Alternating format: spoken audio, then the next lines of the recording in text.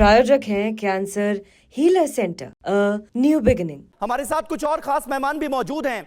जरा कमर आगा साहब, मुझे ये बताइए कि जिस तरह से पाकिस्तान का जिक्र हो रहा है, जिस तरह से चीन का जिक्र हो रहा है, पाकिस्तान और चीन में सबसे ज्यादा खलबली देखने को मिल रही है। मोहम्मद यूनुस जो कि करोड़ों डॉलर की उम्मीद लगाए बैठे थे यूएसएड एजेंसी से, वो मदद रुक गई है और वहां पर किस तरह से कट्टरपंथी ताकतें हावी होती हुई नजर आ रही हैं। ये सारे जो समीकरण हैं और ये डोनाल्ड ट्रंप और प्रधानमंत्री नरेंद्र मोदी की मुलाकात अगर जोड़कर देखते हैं तो आपके हिसाब से क्या आउटकम निकल सकता है? कई बातें हैं। पाकिस्तान जो है एक तो फेल्ड स्टेट है नंबर वन।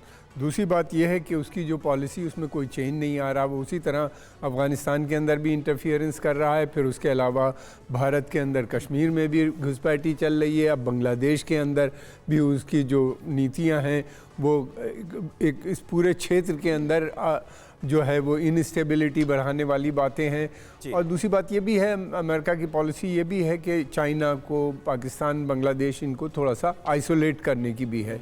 मुझे ऐसा लगता है कि ये इकोनॉमिक एड न मिलने से एक बहुत बड़ी समस्या पाकिस्तान और बांग्लादेश दोनों के लिए खड़ी हो जाएगी। बांग्लादेश में उनके पास इस वक्त केवल धार्मिक एजेंडा है जो आगे बढ़ा रहे हैं। कोई इकोनॉमिक डेवलपमेंट की बात नहीं कर रहे, कोई वो पॉलिटिकल डेवलपमेंट या अपने मुल्क के अंदर हालात को ठीक करने की बात नहीं कर रहे हैं। टेंशन क्रिएट हो गया है बहुत ज़्यादा बांग्लादेश के अंदर। बांग्लादेश पाकिस्तान से काफ़ी फ़र्क मुझको लगता है। वहाँ के अंदर एक ग्रुप है जो सेकुलर है काफ़ी, जो चाहता है भारत से, वो बड़ी संख्या में वो लोग हैं, चाहते हैं कि भारत से अच्छा संबंध हो, और वो अब अपने इश्यूज़ को भी उठाने लगे हैं वहाँ के ऊपर लेके, और उसके चलते हुए कई जगह पुलिस से भी उनकी झड़पें हुई हैं।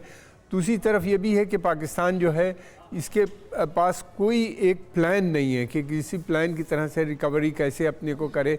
कभी चाइना से एड ले लेता है तो कभी अमेरिका से एड ले लेता है। इन दोनों बड़ी पावरों से होता है। अमेरिका की पॉलिसी, ख़ासतौर से प्रेसिडेंट ट्रंप की पॉलिसी बिल्कुल क्लियर है कि चाइना को आपको छोड़ना होगा, अमेरिकन इंटरेस्ट को इस क्षेत्र में प्रमोट करना होगा, जिसके ऊपर चाइना अभी तक राज़ी नहीं लगता। मुझको लगता है कि चाइना और पाकिस्तान के जो संबंध हैं उस पाकिस्तान उसको छोड़ना नहीं चाहता, क्योंकि चाइना पाकिस्तान दोनों भारत के ख़िलाफ़ हैं।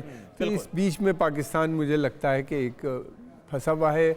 और अब अगर एड बंद हो रही है, फिर उसके अलावा अगर अमेरिका की नाराज़गी बढ़ती है तो पाकिस्तान के आने वाले समय में बड़ी समस्या बिल्कुल। और कमर आगा साहब, आपने यहाँ पर एक बड़ी बात, क्योंकि चीन का भी जिक्र लगातार हो रहा है और चीन पर ही हम सेंट्रिक होकर ये सवाल भी रखेंगे।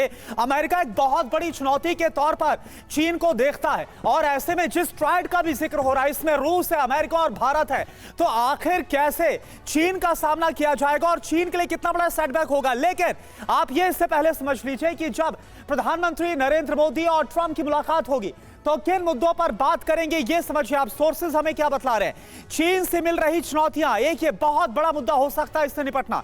हिंद प्रशांत क्षेत्र में समुद्री सुरक्षा को लेकर नए समझौते संभव हैं। रणनीतिक और रक्षा साझेदारी की बात करें तो एडवांस सैन्य तकनीक ट्रांसफर को लेकर बातचीत संभव है, और साथ ही भारत को ड्रोन उन्नत मिसाइल तकनीक दे सकता है अमेरिका, यह भी खबर आ रही है। जेट इंजन की आपूर्ति पर जोर दे सकता है भारत, खबर यह भी है। भारत से F-35 की डील भी करना चाहता है अमेरिका, जो कि 5th जनरेशन का फाइटर एयरक्राफ्ट है। भारत की नजर अमेरिका की मिलिट्री प्लेन पर भी है।